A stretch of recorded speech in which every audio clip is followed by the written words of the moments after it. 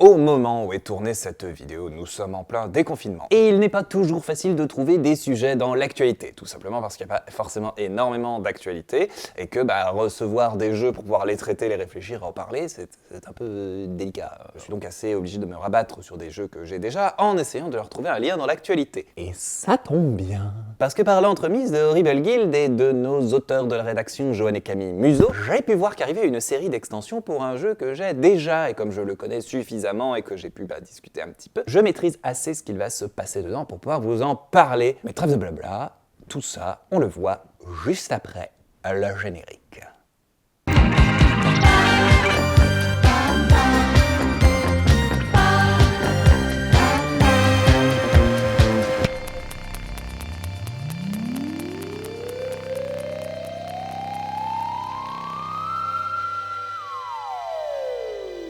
Railroad Inc.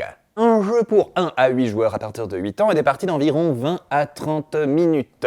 Assez splendidement illustré par Marta Tranquilli qui donne ce petit côté entre de la 2D et de la 3D et qui permet surtout, petit goodies un peu rigolo, de créer un paysage lorsque l'on place tous les petits paravents ensemble. Ça ne sert pas à grand chose, mais c'est toujours sympathique comme touche, surtout que ça permet vraiment d'étaler son trait, qui n'a pas trop l'occasion de pouvoir briller dans le reste du jeu, puisque beaucoup d'éléments sont plus techniques que véritablement illustratifs. C'est un jeu de Almar Haar et Lorenzo Silva, les trublions d'Horrible Guild, et ce ne sera donc pas choquant de voir que c'est entre autres édité par Horrible Guild. C'est également coédité par Simon, enfin Cool Mini or Not, ou Simone pour les intimes. Et de ces deux éditeurs, on va retrouver la certaine folie de l'un et l'exubérance matérialistique de l'autre. Et ce à plusieurs titres, rien que le tout premier, je dis bien un jeu, et pourtant il y a 2 boîtes. Elles se différencient par leur couleur, c'est-à-dire que vous pouvez décider d'être plutôt dans des univers aquatiques, sympathiques, avec des lacs et des mers, ou plutôt des endroits volcaniques, arides et désertiques et chauds. Et météoritiques aussi. Mais la différenciation ne s'arrête pas là, puisque chacune des boîtes propose un module, un ou 2 modules un peu particuliers qui transforment les règles du jeu. Et si vous êtes plutôt au Pacifique, cela va vous donner une extension plutôt zen, qui va aller avec une certaine tranquillité de jeu. Là où si vous êtes plutôt bon volcanique, vous allez avoir à votre disposition des modules qui vont être nettement plus piquants, qui vont vous permettre de rajouter un peu de nervosité au jeu et de défi. Et si je vous en parle aujourd'hui, c'est parce qu'un Kickstarter est en cours et que de nouveaux modules sont en train d'arriver. Et une sacrée pétard de pléthore. Tout ça, on y revient un peu plus loin dans la vidéo. Tout d'abord, on va déjà faire un petit peu de contexte et parler de Railroad Inc. en général. Railroad Inc. est un jeu de roll and write. On pourrait même plutôt parler de roll and draw, puisque tout le principe va être de lancer des dés qui vont représenter des petits chemins, différents types, surtout de la route et du rail dans le jeu de base, et il va falloir les relier et essayer de faire des réseaux avec.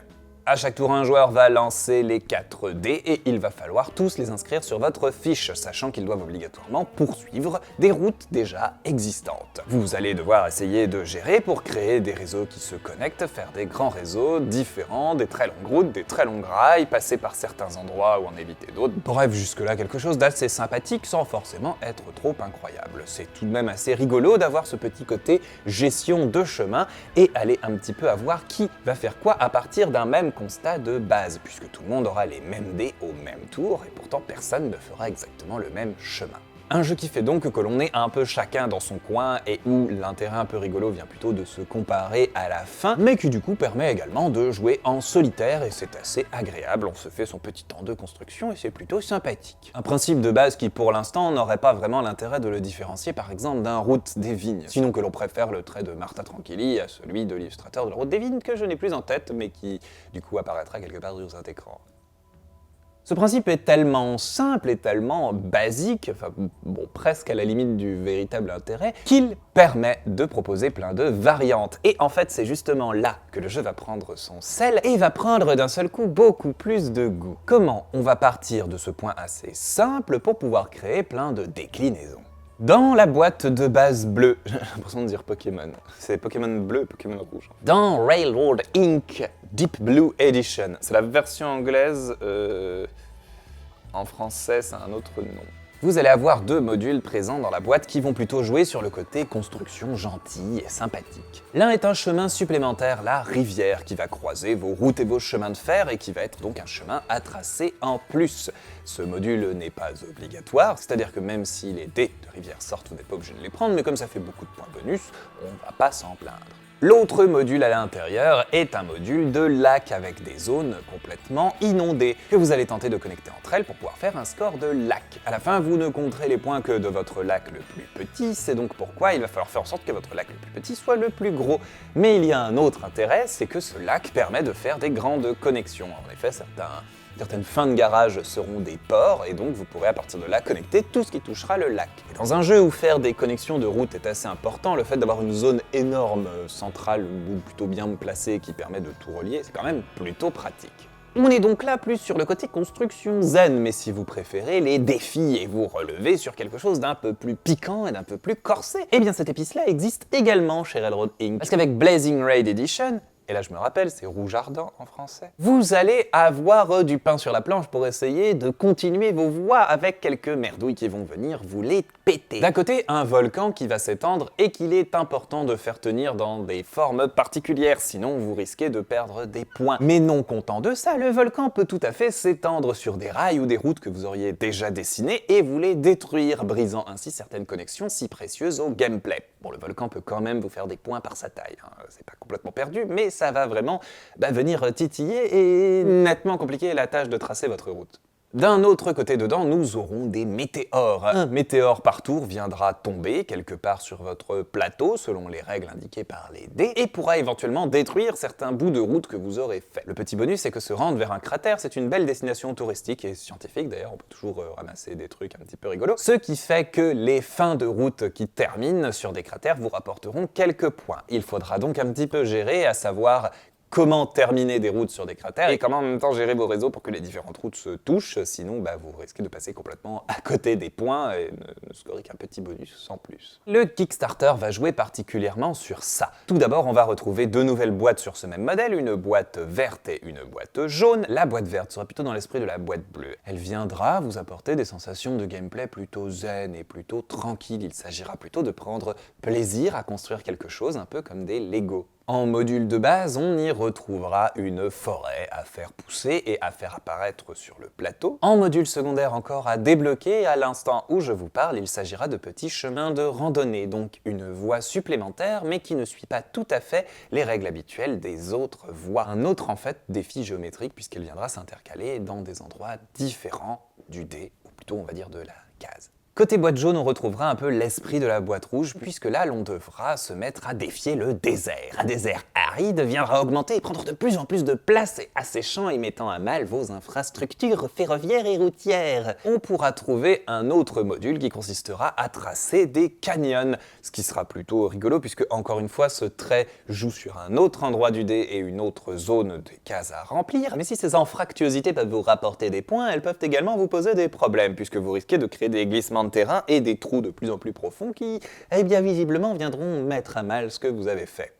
Les trous, c'est pas cool, hein. Surtout quand on fait une route, quoi. C'est un à pic de 100 mètres, faut avoir des bons freins. Et l'on trouvera également en nouveauté dans ces 2 boîtes des objectifs, des petits objectifs de milieu de partie avec certaines configurations particulières à avoir et sur lesquelles les joueurs feront la course, puisque seul le premier d'entre eux qui le remplira pourra marquer les points. Cela va donc casser un petit peu le côté chacun joue à un jeu solo dans son coin, puisque là il va y avoir une certaine course aux objectifs à remplir avant les autres, sauf si vous ne les voulez pas bien entendu, hein. C'est toujours à vous de décider à quel point vous voulez jouer zen ou à quel point vous voulez jouer plus ou moins agressif, compétitif. Les plateaux seront également un peu modifiés. On pourra trouver sur les plateaux des petites icônes qui permettront de signaler des usines, des villes, des lieux d'habitation. Kickstarter oblige, on va retrouver toute une foule d'add-ons et de choses supplémentaires que vous pourrez retrouver pour profiter de la modularité du jeu. Je vous en ai dressé une liste exhaustive qui correspond à l'heure où je tourne cette vidéo. Il est fort possible qu'à partir du moment où elle sera mise en ligne et à partir du moment où le KS sera fini, d'autres modules seront apparus, surtout à la vitesse où celui-ci va de manière assez explosive. Donc dans le désordre, on pourra retrouver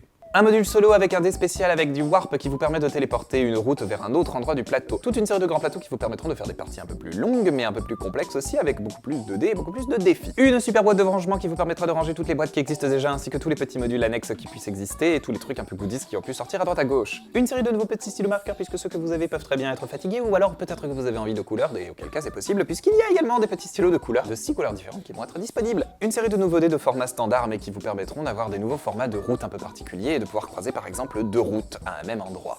Et puis toute une série de dés, modules de 1 ou 2 qui vont vous permettre d'apporter de nouvelles extensions, comme par exemple jouer avec la météo et plusieurs types de météo, vous pourrez arriver, comme par exemple jouer avec le futur et vous pourrez aussi bien construire des autoroutes, une nouvelle voie particulière, qu'à d'avoir des aliens qui vont enlever des moutons. Vous pourrez tout aussi jouer avec l'électricité qui viendra raffermir certaines de vos actions, ou bien vous chercherez plutôt à connecter un réseau électrique en plus de votre réseau de route qui vous permettra peut-être d'éclairer certaines zones et donc d'améliorer un peu certains points et certains bonus. Une extension ingénieur qui va venir soit faire des super routes, soit améliorer vos routes, soit améliorer votre jeu. Ça c'est plus une extension pour vous aider à construire et faire plaisir pour faire un super réseau de la mort. Une extension plutôt rigolote Pac-Man où vous allez devoir essayer de connecter vos entrées et vos sorties de plateau avec des Pac-Man et des fantômes. Et bien entendu, s'il n'y a que des Pac-Man et des fantômes, les fantômes vont manger le Pac-Man. Mais s'il y a des Pac-Man, des fantômes et des fruits, et bien dans ce cas-là, le Pac-Man va manger les fantômes et ça va vous faire des points positifs. Une série avec un dé Tetrix dans laquelle un dé vous permettra de faire des formes de tétromino qui vous permettront de faire plus de points si vous arrivez à les remplir au cours de la partie. Et je pense que j'en passe et je pense que j'en oublie déjà. Et en plus, on rajoutera à ça de nouvelles cartes objectifs qui vont tomber au fur et à mesure et probablement de nouvelles spécificités. On remarque également que le Kickstarter n'est pour l'instant disponible que de 1 à 4 joueurs là où le jeu de base était de 1 à 6. Néanmoins, il vous est souvent possible de prendre des plateaux d'un peu n'importe quel jeu. Tant que vous avez assez de dés et assez de stylos, vous pouvez très bien jouer. À une différence près, c'est que les plateaux des boîtes jaunes et vertes contiendront donc les petites maisons, usines, etc. qui feront qu'elles ne seront pas tout à fait compatibles avec l'ancienne version. Mais si vous avez les deux boîtes, vous pouvez donc fatalement jouer jusqu'à 8, et vous pouvez très bien prendre les dés des modules des versions précédentes pour y jouer sur les nouvelles versions. Je ne sais pas quand est-ce que vous pourrez tomber sur cette vidéo, mais sachez que si vous voulez craquer pour le Kickstarter, il est en ligne et disponible jusqu'au 3 juin, ce qui vous laisse normalement un peu de temps. Le Kickstarter est prévu pour être livré aux alentours de Noël 2020, dans la mesure où la campagne se déroule pendant la crise du coronavirus. Il est fort possible que les retards engendrés par la crise aient déjà été pris en compte pour proposer cette date. Quoi qu'il arrive, si on ne la retrouve pas, on a de fortes chances de le retrouver dès le début de l'année 2021, et ce même dans les boutiques. Asmodée ayant localisé les deux premières boîtes, il est fort possible que cela continue et que la version française arrive assez rapidement derrière. Bref, si vous craquez un peu pour tout ça, comme moi, vous trouverez largement de quoi vous faire plaisir entre ce qui existe et ce qui est à exister, et en gérant, si vous pledgez sur le Kickstarter, différents modules. En effet, vous pouvez prendre un all-in, certains pack particulier, ou bien vous prendre seulement les petites extensions qui vous plaisent. Si vous n'avez pas le jeu et que vous voulez savoir à quoi il ressemble et que vous voulez savoir à quoi le Kickstarter ressemble, eh bien ça tombe bien, il y a un print and play disponible en ligne avec un accès à une application qui vous lance les dés exprès. Vous pourrez donc tâter le jeu dans sa version de base pour l'instant en print and play. Ce qui est toujours plutôt pratique pour savoir est-ce que vous voulez vraiment mettre des sous dedans ou pas. Alors maintenant que nous avons décrit le principe du jeu et que nous avons vu son actualité, qu'est-ce qu'on peut dire du jeu en lui-même? Red Road Inc., c'est un jeu de roll and write assez basique, assez simple, on pourra même dire presque simpliste. Mais c'est justement cette simplicité qui en fait sa force. De cette simplicité, Red Road Inc. propose plein de modules, et c'est vraiment ça qui est intéressant, vous pouvez façonner le jeu. Presque un côté jeu vidéo indépendant. En fait, il me fait dans l'idée penser à Mini Metro, c'est-à-dire que c'est un jeu qui a une mécanique très basique, c'est quelque chose d'assez simpliste, que l'on peut prendre facilement en main, qu'on peut jouer assez rapidement et qui peut même tenir sur un téléphone. Et ce que cette simplicité de gameplay permet, c'est de pouvoir le développer dans plein de modules et d'à chaque fois se renouveler, de proposer quelque chose de différent et d'avoir à chaque fois une sensation de waouh complètement renouvelée autour du jeu. C'est d'ailleurs peut-être sur ce point que l'on sent au mieux le mariage entre ces deux éditeurs, d'un côté Horrible Guild et de l'autre Cool Mini or Not. Horrible Guild pour le délire parfois un peu méta d'avoir fait un jeu de construction que l'on construit et qui évolue littéralement sous plein d'aspects possibles, c'est-à-dire qui part vraiment dans toutes les directions que ce principe créatif a pu proposer. Et de l'autre pour Cool Mini parce que la grosse machine de guerre permet justement de développer ce projet à mort et d'avoir plein de petites possibilités dans tous les sens.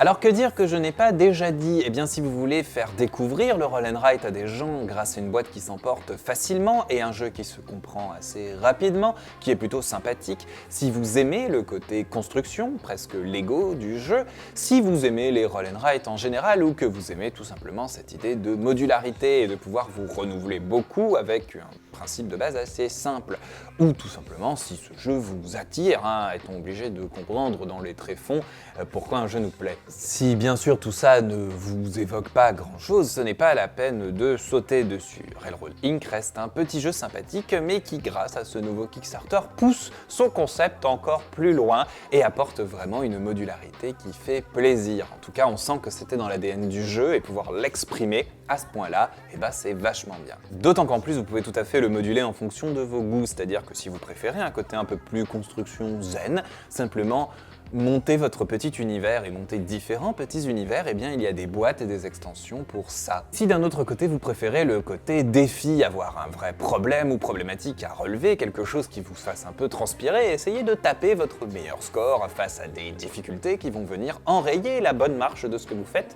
eh bien il y a des boîtes et des extensions et des modules pour ça. Quel que soit votre plaisir ludique, il y a donc des chances que vous trouviez ce qui vous plaît dans Railroad Inc. Et puis si vous ne le trouvez pas, ce n'est pas grave. Très certainement que quelque chose dans une prochaine vidéo vous titillera un peu plus. Car rappelez-vous bien, quelle que soit votre voie ludique, elle trouve toujours un chemin.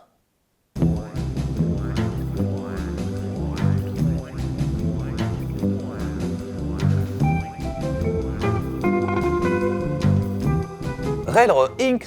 Railroad Inc. Railroad Inc. C'est imprononçable en français. Railroad Inc. Railroad Inc. On se fait un Railroad Inc. On se fait un Railroad Inc.